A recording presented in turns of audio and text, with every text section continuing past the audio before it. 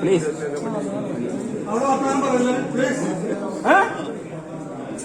നിങ്ങൾ ആരാണ് തിരിച്ചെടുക്കണമെന്ന് പറയാൻ? നിങ്ങൾ ഒരു 5 മെത്രാന്മാര് കൂടി ബാക്കി മെത്രാന്മാരെ മുഴുവനും ഇട്ട് വട്ടം കുറുക്കി നിങ്ങൾ സിനഡകണ അമ്മ അപ്പാടെ വിഴിഞ്ഞേക്കാണ്. ബാക്കി മെത്രാന്മാരോട് ചോദിക്കുമ്പോ ഞങ്ങൾക്ക് പേടിയാണ് പോലും. അല്ല, സിനഡിൽ പുള്ളിനെ പേടിപ്പിക്കാതെ ഞങ്ങൾ ഇവിടെയുള്ള പല മെത്രാന്മാരോട് സംസാരിക്കണ അതിരൂപതയിലെ മെത്രാന്മാരോട് മാത്രമല്ല, ഈ അതിരൂപതയിലെ മെത്രാന്മാരോട് മാത്രമല്ല, പുറത്തുള്ള മെത്രാന്മാരടക്കം നിങ്ങളുടെ സ്വന്തം എന്ന് നിങ്ങൾ കരുതുന്ന മെത്രാന്മാരടക്കം പറയുകയാണ് നിങ്ങളെ അവർക്ക് പേടിയാണ് പോലും. അല്ല, എന്തിനാണ് നിങ്ങൾ ആരാണ് അവരെ വിളിച്ച് ഭീഷണിപ്പെടുത്താൻ?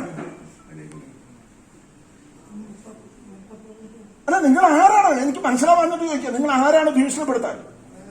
നിങ്ങളുടെ അധികാരം നിങ്ങൾ ഉപയോഗിക്കുക. ഒരാളൊരു കാര്യം ചെയ്തു, അത് തെറ്റാണെങ്കിൽ നിങ്ങൾ അധികാരം ഉപയോഗിക്കുക. അത് നമുക്ക് മനസ്സിലാക്കാം. പക്ഷെ നിങ്ങൾ ആരാണ് വ്യക്തിപരമായി ഭീഷണിപ്പെടുത്താൻ? നിങ്ങൾ ആരാണ്?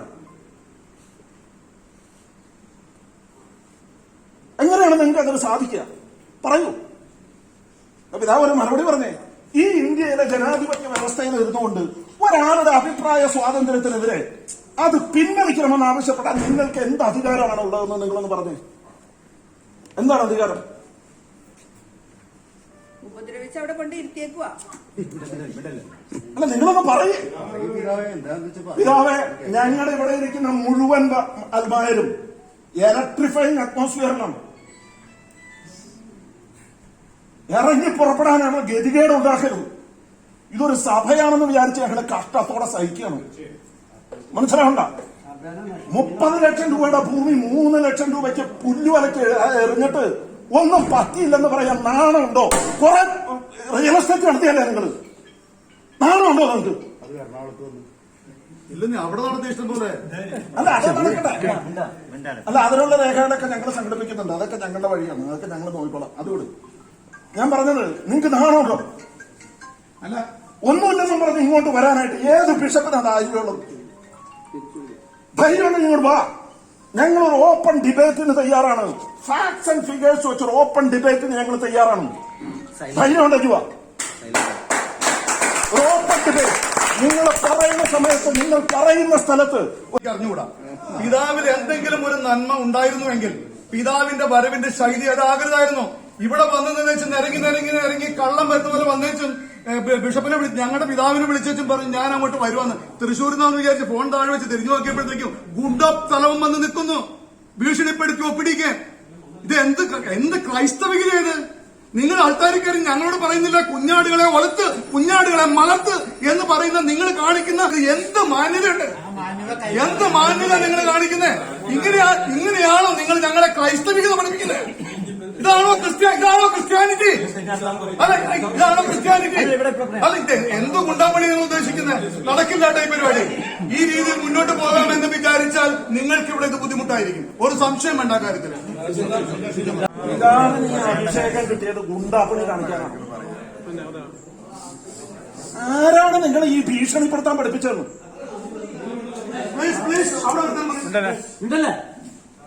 നിങ്ങൾ എന്തിനാണ് വിളിച്ച് ഭീഷണിപ്പെടുത്തുന്നത്? എനിക്കറിയാൻ വരാൻ വേണ്ടി ചോദിക്കാം. നിങ്ങളൊരു ബിഷപ്പല്ലേ, ഗുണ്ട എന്നല്ലോ. നിങ്ങൾ വിളിച്ച് ഭീഷണിപ്പെടുത്തുന്നു പലരെയും. അതെന്ത് വൃത്തികേടാണ് പിതാവ്? നാണമില്ലേ? ഞാൻ പിതാവിനെതിരെ ഒരു പോസ്റ്റ് ഇട്ടെന്നും പറഞ്ഞ് പിതാവ് ഒരു കേസ് കൊടുത്തവിടെ അല്ലേ?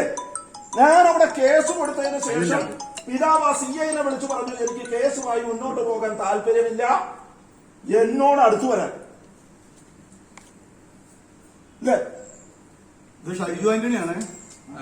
അല്ലല്ല, ഞാൻ പറഞ്ഞതേ ഒരു മാന്യത കാണിക്കണം പിതാവെ. ആ കരിയിൽ പിതാവ് ഒരു കത്തെഴുതി അല്ലേ? പിതാവിന്റെ സ്വന്തം മനസ്സിൽ നിന്നൊരു കത്തെഴുതി. നിങ്ങളാരാ അവിടെ പോയി ആ കത്ത് പിൻവലിക്കണമെന്ന് ആവശ്യപ്പെടാൻ? ആരാണ് നിങ്ങൾ? ആരെയാണ് തല്ലി ഓടിക്കൂട്ടാ?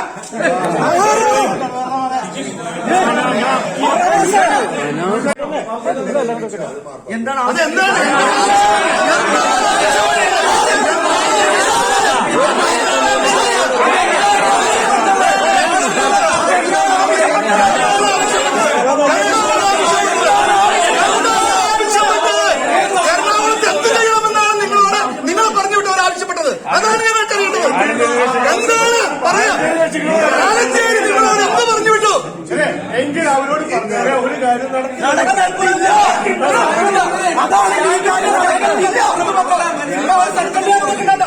ഇത് കൊള്ളസംഘമൊന്നുമല്ല. ഞാൻ പീരിയോഡിക്കൽ റിപ്പോർട്ടിംഗ് എന്നോട് ആവശ്യപ്പെട്ടിട്ടുണ്ട്. ഞാനിത് റിപ്പോർട്ട് ചെയ്യും. നിങ്ങൾ വന്ന കാര്യവും ഈ എഴുതിയ കാര്യവും അച്ഛന്മാര് പറഞ്ഞ കാര്യവും മറ്റുള്ളതെല്ലാം എന്നെ നിയമിക്കാൻ റിപ്പോർട്ട് ചെയ്യണമെന്നോട് ആവശ്യപ്പെട്ടിട്ടുണ്ട്. ഞാനിത് റിപ്പോർട്ട്